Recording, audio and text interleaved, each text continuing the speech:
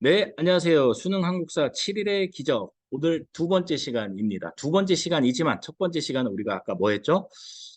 개요를 살펴봤습니다. 수능 한국사가 어떻게 구성이 되어 있고, 제가 이 강좌에서 어떻게 분석을 했고, 앞으로 어떤 주제를 다룰 것인지, 그거를 좀 살펴봤는데, 혹시 앞에 개요 OT를 못 보고 온 사람은 앞 강좌를 먼저 보고 오는 게 더 도움이 될 겁니다. 자, 오늘은 첫 번째 시대인 고대를 한번 다뤄보도록 하겠습니다. 별거 없습니다. 자, 이 고대라는 말이 사실 이게 좀 역사 용어다 보니까 시대 구분하는 용어다 보니까 조금 생소할 수 있어요. 여러분들 한국사 교과서를 기준으로 1단원이라고 생각을 하면 되는데 그 1단원 중에서 통일신라 발에 있는 남북국 시대까지를 선생님이 이번에 다룬다 이렇게 생각을 하면 되겠습니다. 선사시대에서 남북국 시대 이렇게 되겠죠. 이렇게 고대. 지난 시간 OT 때도 얘기를 했지만 주로 지금까지 세 문제씩 고정돼서 나오다가 작년부터는 두 문제로 축소되는 그런 시기이기도 합니다. 크게 세 개 시기로 나눌 수 있어요. 선사시대 청동기까지. 그다음에 두 번째 파트는 삼국시대죠. 삼국시대. 여러분들이 대부분이 여기서 이제 역사 공부를 포기를 하게 되는데 포기할 필요가 전혀 없습니다. 한번 보세요. 별로 나오지 않아요. 별로 나오지 않고 나와봤자 뻔한 것이 나온다. 걱정하지 마십시오. 그 다음은 이제 남북국 시대. 남북국 시대가 또 이렇게 한 번씩 나올 때가 있다. 자, 한번 볼까요? 비파형 동검, 사유재산, 계급, 고인돌. 이거 공통점이 있습니다. 바로 청동기 시대의 대표적인 키워드다라는 거고요. 대조영, 해동성국 하면은 발해에서 자주 다루는 키워드다. 주먹도끼 기억납니까? 이거는 구석기 시대에서 자주 나오고요. 빗살무늬 토기, 그다음에 간석기, 이거는 바로 신석기 시대에 자주 나오는 키워드다 생각을 하면 되겠습니다. 한번 여기 지금 워드 클라우드에 갖고 있는 이 주제들을 한번 정리를 해보도록 하겠습니다. 자, 우리 교과서 첫 페이지를 펴면은 구석기, 신석기, 선사시대, 청동기, 철기까지 이렇게 가죠. 여러분들이 가장 자신 있는 주제입니다. 왜? 처음에는 누구나 다 의지를 가지고 열심히 해봐야지, 올해는 열심히 해봐야지 이렇게 하기 때문에 앞부분만 마르고 딸도록 보게 돼 있어요. 자, 그래서 좀 빠르게 넘어가도 될 것 같습니다. 자, 구석기 시대 특징, 사냥과 채집, 어떻게 먹고 사는가? 먹고 사는 게 가장 중요하잖아요. 이때는 아직 농사가 시작이 되기 전이기 때문에 이렇게 쫓아다니면서 동물 사냥하고 채집은 뭡니까? 과일 따먹는 거예요. 과일 따먹는 거. 있는 거를 그냥 이렇게 획득해서 먹는다. 그러다 보니까 사냥거리가 떨어지거나 과일이 다 떨어지면 어떡합니까? 이동을 해야겠죠. 무리지어서 이동을 한다. 그래서 이동 생활이 구석기 시대 하나의 중요한 키워드가 되겠습니다. 자, 이동을 할 겁니다. 그러면은 집을 튼튼하게 지을 이유가 없습니다. 그냥 비바람만 피할 수 있으면 되거든요. 그래서 이제 막 지은 막집 또는 이제 자연에 이제 형성되어 있는 동굴 또는 바위근을 그 밑에서 약간 좀 캠핑하는 그런 느낌으로다가 이렇게 주거 생활을 했다. 이렇게 생각을 하면 되겠습니다. 자, 도구, 사냥을 하려면 또 도구가 필요하겠죠. 또 물건을 만들려면 도구가 필요합니다. 오늘날 스마트폰, 그 전에는 이제 맥가이버 칼에 해당이 되는 아주 맞는 도구가 있었으니 그게 바로 주먹도끼고 이 주먹도끼는 어떻게 만드냐? 자연에 있는 돌을 꽝꽝꽝 깨뜨려서 떼어냅니다. 떼어낸다라고 해서 뗀석기라고 부르는 거죠. 자, 대표적인 거 주먹도끼 자주 나오니까 좀 기억을 해둘 필요가 있겠습니다. 대표적인 유적지라고 하면 연천 전곡리. 여러분들 와닿지 않을 거예요. 그 포천 근처에 있어요. 연천. 그러니까 서울의 북쪽이죠. 서울의 북쪽. 북한에 가까운 지역인데 군부대가 상당히 많고요. 자, 그래서 뭐 위치까지는 여러분들이 알 필요는 없지만 이게 굉장히 은근히 자주 나옵니다. 그래서 연천 전곡리 나오면 요 구석기 시대 유적지구나. 이 키워드를 찾아갑니다. 수능 또는 모의고사에서 구석기 관련된 키워드가 요 5가지를 벗어나질 않습니다. 벗어나지 않고 요 5개만 알고 있어도 충분히 여러분들이 잡을 수 있다. 국어단어로 치면은 2단에 해당이 되는 아주 난이도 낮은 그런 키워드라고 볼 수 있습니다. 신석기 시대가 되면 드디어 농경과 목축이 시작이 됩니다. 여러 역사를 잘 못하는 친구들이라고 할지라도 이 농경 목축이 신석기 시대 때 시작이 되다 이 정도는 다 알고 있는 것 같습니다. 자, 이제는 땅을 짊어지고 이동을 할 이유가 없는 거예요. 자, 그래서 정착 생활을 하게 된다. 땅 옆에다가 이제 집을 튼튼하게 지어야겠죠. 오래오래 살아야 되니까. 자, 그래서 땅을 움푹 파가지고 그 위에 지푸라기를 얹어서 약간 이렇게 꽃갈 모양의 집을 만든다. 그 집이 바로 움집 되겠습니다. 움집. 자, 그리고 이제 꽝 깨뜨려서 이게 뗀석기를 만들었다 해서 뗀석기. 근데 이게 깨질 때마다 랜덤입니다. 그래서 어떻게 합니까? 요거를 조금 정교하게 다듬기 시작하죠. 어떻게 다듬죠? 이렇게 갈아버린. 그래서 신석기 시대 도구를 간석기라고 부르고요. 뭐 대표적인 이제 유물이라고 한다면은 갈돌, 그다음에 갈판 고 알아두면 좋을 것 같습니다. 자, 음식물을 조리하고 또 저장하기 위해서 톡이 그릇이 또 필요했을 겁니다. 자, 이때부터는 이제 조금 이제 곡식이 나오기 시작하니까요. 그래서 이제 빗살무늬 토기가 또 한반도에서 발굴되는 대표적인 토기다 하는 것까지. 여기 가까워요. 서울 사는 이제 수험생들은 서울 암사동, 예, 강동구에 있죠. 암사동에 가면은 이 신석기 유적지 아주 굉장히 잘 복원이 돼 있습니다. 한번 갔다 와 보면 아, 움집이 이렇게 생겼구나 이렇게 알 수 있을 거예요. 자, 전곡리는 구석기, 암사동은 신석기 여기까지 정리가 됐죠. 자, 그러다가 이제 청동기 시대가 되면은 이 농사 기술이 엄청나게 발달하고 또 벼농사가 시작이 되면서 생산량이 늘게 됩니다. 즉, 예전에는 먹고 살기 바빴는데 이제부터는 쌓이기 시작한다. 잉여 생산물이 나오게 되면서 사유재산이라는 개념이 등장을 하게 되고 전쟁이 많아져요. 뺏기 시작하는 거죠. 빼앗고 이제 뭐 이렇게 전쟁에서 진 놈, 이긴 놈 이렇게 생기겠죠. 이긴 놈은 진 놈을 지배하기 위해서 노비로 만들어요. 노예로. 그러면서 계급이 발생하죠. 신분제가 이때 발생했다. 자, 대표적인 이제 유물로는 비파형 동검이라는 게 있고요. 그다음에 계급이 발생했다라는 거는 대빵이 생겼다, 지배자가 생겼다 이렇게 볼 수 있겠죠. 그래서 이 지배자의 무덤을 엄청 멋지게 만듭니다. 그 무덤이 바로 돌로 만든 고인돌이에요. 고인돌. 여러분들 다 들어봤을 거예요. 그러면서 이제 점점 사람도 많아지고 조직이 체계화되면서 나라, 국가라는 개념이 등장을 했던 시기가 바로 청동기 시대이기도 합니다. 자, 여기까지 여러분들 좀 필기도 하고 좀 정리를 해두세요. 구석기, 신석기, 청동기 거의 여러분들 수능 모의고사에서 1번 문제로 등장하는데 요 세 가지만 구분할 수 있으면 아주 쉽게 그냥 읽을 필요도 없습니다. 10초만 보고도 찾을 수 있는 그런 아주 쉬운 주제니까 꼭 건져 먹기 바랍니다.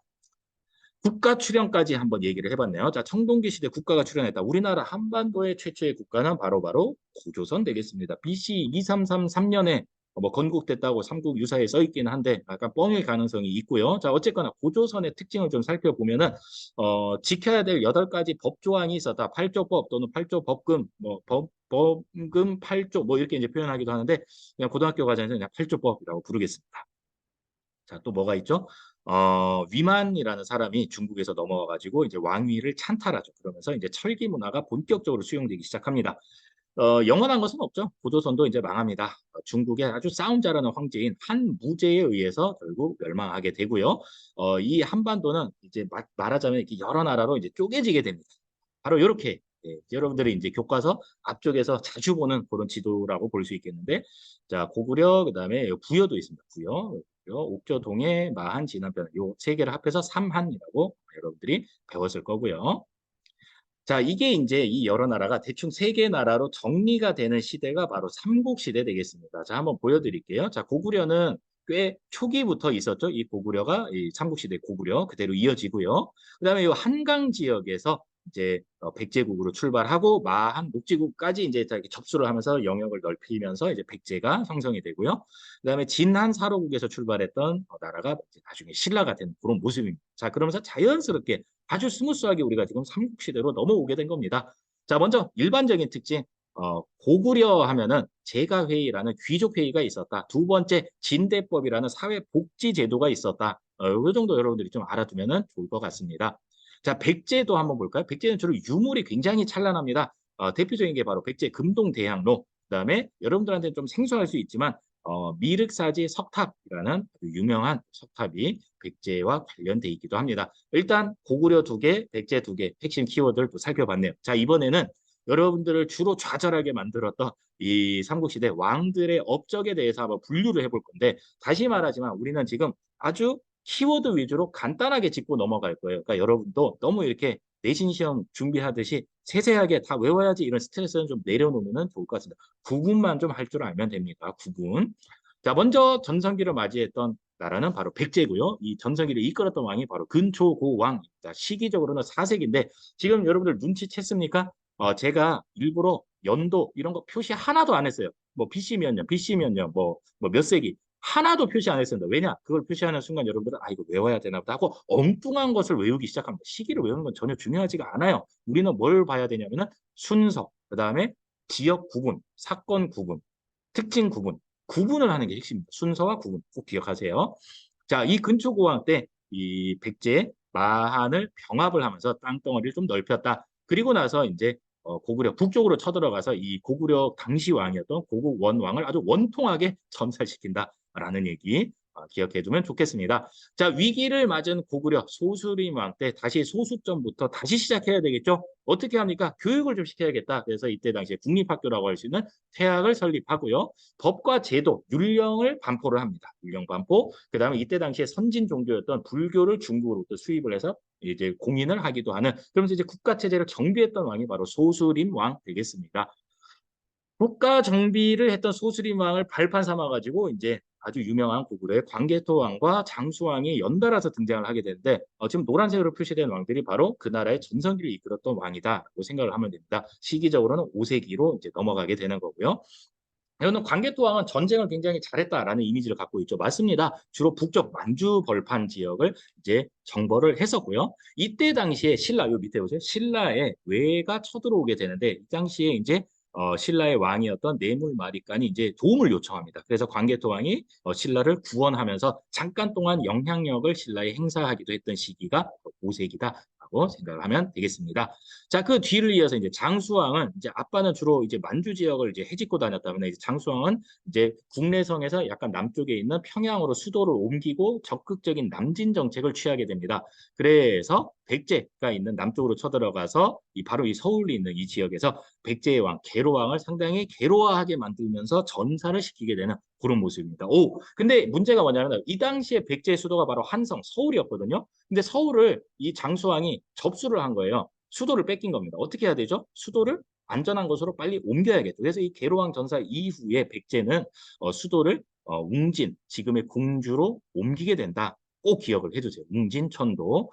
자, 방금 비석 두 개가 이제 띄워졌는데, 장수왕이 아빠를 기념하기 위해서 이 능, 왕의 무덤이죠. 여기 이제 큰 비석을 세웠어요. 이게 우리가 보통 보고 있는, 잘 알고 있는 교과서에서 광개토 대왕 능비이고요. 그다음에 장수왕이 충주까지 내려오거든요. 그래서 너무 자랑스러워가지고 여기다가 이제 그 자신의 이 업적을 칭송하는 그런 비석을 세워요. 그게 바로 중원 고구려비 또는 충주 고구려비라고 부르는 건데, 가끔씩 등장할 때가 있습니다. 공통점은 둘 다 장수왕이 세웠다라는 사실. 장수왕은 광개토 왕의 아들입니다. 아들. 자, 또 옆으로 좀 가볼까요? 네. 위기를 한번 맞이했던 백제, 웅진으로 천도하고, 요 웅진 백제 시대를 이끌었던 대표적인 왕이 무덤으로 더 유명한 무령왕입니다.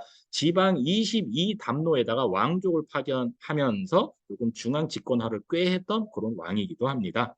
자, 한편 신라 이야기를 좀 안 하고 넘어갈 수가 없겠습니다. 자, 우리가 가장 늦게 전성기를 맞이했던 나라가 바로 신라인데, 지증왕 때 울릉도죠. 우산국을 정벌을 하고, 그다음에 좀 특이해요.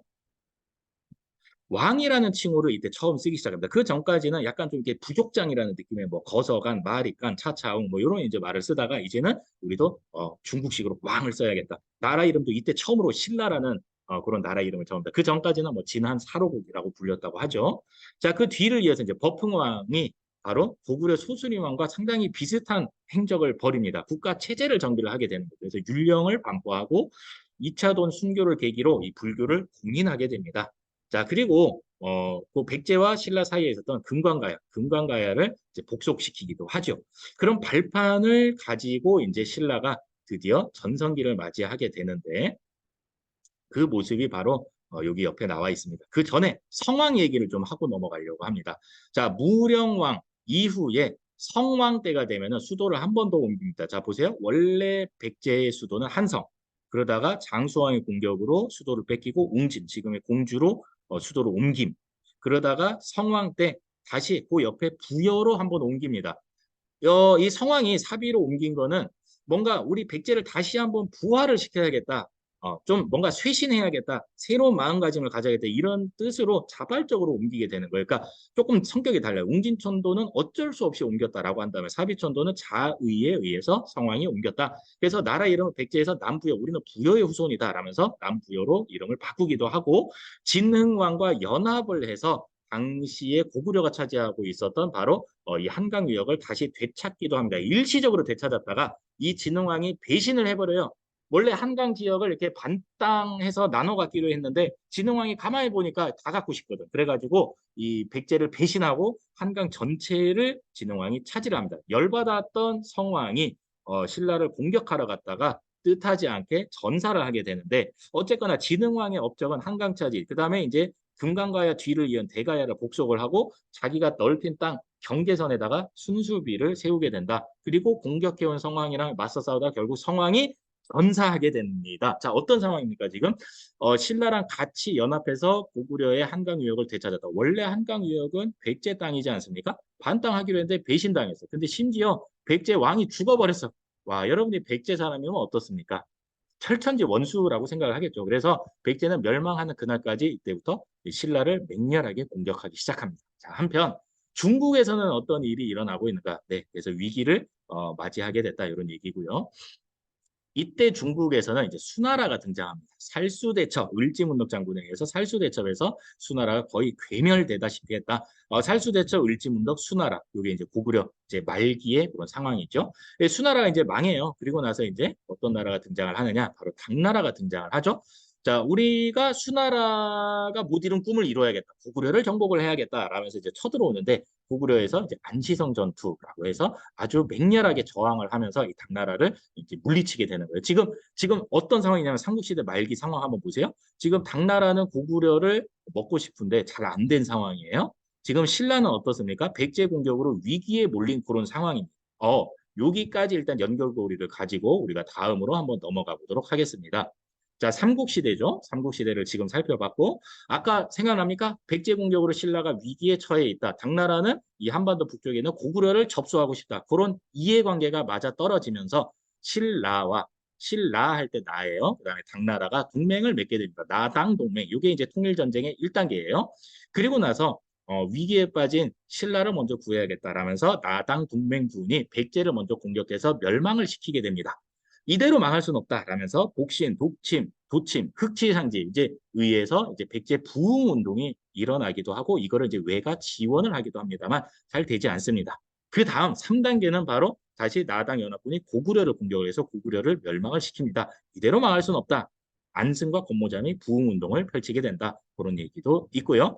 그런데 가만히 보니까 당나라가 신라 별거 없네. 우리가 한반도 전체를 먹어야겠다. 이런 야욕을 드러내서 결국에 나당 동맹이 깨지고 나당 전쟁이 일어나게 됩니다. 대표적인 전투가 매소성 전투와 기벌포 전투입니다. 이것도 이제 통일 전쟁과 관련된 아주 중요한 키워드니까 한번 살펴보세요.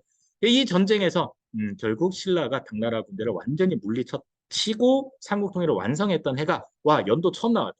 676년입니다. 676. 그 전까지는 다 삼국시대다. 삼국시대 이전이다. 이렇게 생각을 하면 돼요. 그리고 676, 앞으로 해도 676, 뒤로 해도 676. 이부터는 이제 남북국 시대, 통일신라 시대다. 이렇게 좀 여러분들이 기준점 하나 정도만 잡아놓으면 좋을 것 같네요.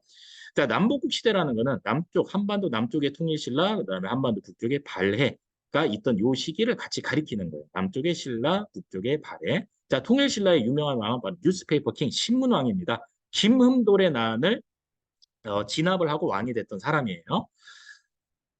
신라가 이제 삼국을 통일하면서 땅이 좀 넓어진 거예요. 그래서 이제 체제를 정비를 하는 거죠. 그래서 이 땅덩어리, 지방 땅덩어리를 9개의 주로 나눕니다. 구주죠. 그 다음에 이제 신라의 수도가 지금의 경주예요. 그러니까 원래 수도는 나라의 한가운데 있는 게 일반적인데 경주는 좀 치우쳐져 있죠. 그래서 이 치우쳐져 있는 수도를 보완하기 위해서 5개의 작은 수도, 오소경을 두었다. 구조 오소경. 그다음에 이제 군대 체제도 정비를 하죠. 그래서 구서당 10정 체제로 중앙군을 정비를 하기도 했고요. 그 다음에 이제 관료전을 지급을 하고 노급을 폐지했는데 이거 아마 수업 시간에 꽤 중요하게 다뤘을 것 같습니다. 관리들한테 그러니까 공무원들이죠. 공무원들한테 월급 대신에 관료전을 지급을 한 거예요. 아무개 땅에서 나오는 세금을 네 월급으로 써라 이렇게 했던 거예요. 그러면서 자연스럽게 기존의 녹읍을 폐지를 하게 되는데 녹읍은 뭐냐면은 아무개 땅에서 나오는 세금뿐만 아니라 그 땅에 있는 노동력까지 너가 써라. 그러니까 노동력을 쓸 수 있었던 게 노급. 그 노동력을 쓸 수 없게 금지시키고 세금만 먹어라라고 했던 게 관료전입니다. 어, 그럼으로써 귀족 세력이 쓸 수 있는 노동력이 줄어들게 되고 이거는 결국 귀족 세력의 약화로 이어지게 되고 그걸 반대로 말하면은 왕권이 강화되는 측면이 있었다 해서 왕권 강화책으로 여러분들이 좀 기억을 하면 됩니다. 그래서 신문왕, 통일신라 하면 무조건 신문왕이 등장을 하고 신문왕 하면은 구조 오소경, 또 관료전, 노급 이런 게 이제 나오게 될 거고 마지막으로 국립학교라고 할 수 있는 국학을 설립했던 왕이 신문왕이기도 합니다. 자, 이제 발해를 한번 볼까요? 아까도 얘기했지만 발해라는 나라는 대조영이 고구려 유민과 말갈족을 이끌고 동모산이라는 곳에서 건국을 했던 그런 나라입니다. 자, 고구려 땅에서 다시 건국이 됐고, 뭐 실제로 대조영 자체가 이 고구려 장군 출신이기도 하니까 당연히 고구려를 계승하는 의식, 그다음에 고구려 문화가 상당히 많이 남아 있었겠죠. 일본에게 보내는 그런 국서, 그다음에 정해공주, 그다음에 정효공주 묘에도 고구려 양식이 남아 있다. 중앙 정부 시스템으로는 삼성 육부체, 지방 체제로는 오경 15부 62조. 요거 은근히 굉장히 자주 나옵니다. 요 숫자를 다 외우는 사람은 바보. 그냥 오경 머시기 나오면 아 요거 발해 설명이구나. 좀 찾아가면 크게 가면 좋을 것 같아요. 자, 그다음에 장문휴로 하여금 중국 당나라의 산둥반도 그 등주라고 하거든요. 이렇게 톡 튀어나온 부분 그 등주를 먼저 공격하기도 했었고요. 전성기 때는 해동성국이라는 별명을 얻기도 했었다. 해동성국 정도는 여러분들 발의 키워드로 아주 많이 들어봤을 것 같아요. 자, 네, 이렇게 이제 했는데 이 발해라는 나라가 결국에 거란족에 의해서 멸망하게 된다. 거란족에 의해 멸망했다. 이것도 이제 여러분들 수능이나 모의고사에서 한 번씩 나오는 키워드입니다. 자, 다시 한번 정리해 볼까요? 대조영, 삼성육부, 고구려 계승의식, 오경 15부 62주, 등주공격, 해동성, 네? 거란의 멸망. 되죠? 신문화. 구조오소경, 관료전 노급, 국학, 뭐 요 정도 여러분들이 정리를 하면은 뭐 문제 없을 것 같습니다. 자, 마지막입니다. 신라 사회문화 한번 볼까요? 자, 골품제, 신라 하면은 골품제도 육두품, 진골, 성골 이렇게 뼈에도 품질이 있다라는 신분제도입니다. 귀족들 사이의 신분제도고요. 그다음에 이제 유학이 발달하기도 했다라는 증거가 뭐냐면 바로 임신 서기석, 그다음에 아까 신문왕이 만들었던 국학, 그다음에 이 국학의 졸업생들 이 졸업 시험이 바로 독서 3품과인데 원성왕 때 처음 이제 도입이 되죠. 자, 이 독서 3품과도 결국 이제 유교 서적을 얼마나 읽었느냐에 따라서 3등급으로 평가를 한 거니까 유학과 관련이 있다. 자, 두 번째로는 이제 불교가 이때 당시에 굉장히 선진족이었는데 뭐 대표적인 이제 유적지로 불국사, 석굴암, 그다음에 대표적인 스님으로는 원효 의상, 불교 대중화에 큰 역할을 했던 게 바로 원효 의상이죠. 자, 다 신라 스님들이고요. 신라 사회 문화 되겠습니다. 자, 어떻습니까? 한 페이지를 이렇게 딱 보니까 굉장히 우리가 많은 내용을 짧은 시간에 다뤘는데 앞에 거는 좀 쉬워요. 주로 일본 문제로 나오고요. 삼국시대에서 주로 요 백제가 나오거나 아니면은 여기 밑에 와가지고 통일신라 또는 신라 사회문화 여기가 이제 나오는 그런 경우가 많습니다. 여기가 나오지 않으면 발해가 나오고요. 자, 그래서 크게 세 덩어리죠. 구석기, 신석기, 청동기, 삼국시대, 그 다음에 통일전쟁부터 남북국 시대까지 큰 세 덩어리인데 세계에서 크게 이제 두 개씩 이렇게 돌아가면서 나온다 생각을 하면 되겠습니다. 자, 하여튼 여러분들의 건투를 빌고요. 이번 강좌에서 꼭 여러분들이 두 문제 정도는 가져갔으면 좋겠습니다. 수고했습니다.